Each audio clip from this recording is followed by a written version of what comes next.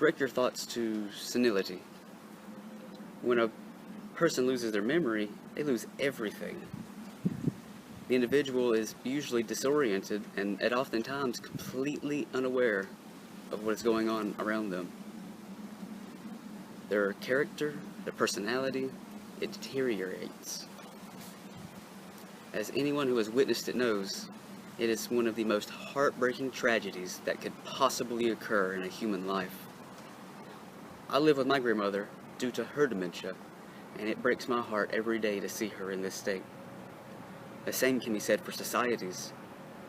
The memory of society is its history, and if we lose that, we lose everything. If we fail to remember the past, then how can we have any hope for our future? In this speech, I'm going to explain the importance of history and why societies should never fail to remember the events of the past, what made them who they are. So, why should we remember history? Those who do not remember history are doomed to repeat it. This famous quote by Edmund Burke is one that many of us are familiar with.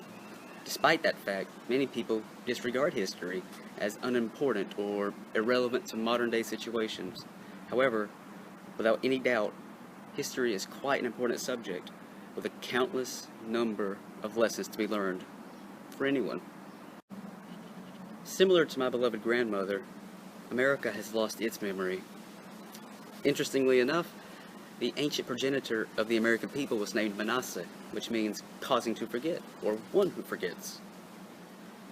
Today we are experiencing all of the disorientation, discontent, division, and tragedy that results of that. As the famous philosopher George Santayana once said, "A country without a history is a country of madmen." History is essential for a nation's survival, much like memory is for a human survival. We cast aside fundamental and painful lessons that have occurred in the past, like it's yesterday's takeout, instead of learning from it. Every day we see the tragic and exasperating results: extensive social change, growing arrogance and declining humility, and as well as blind acceptance of known lies.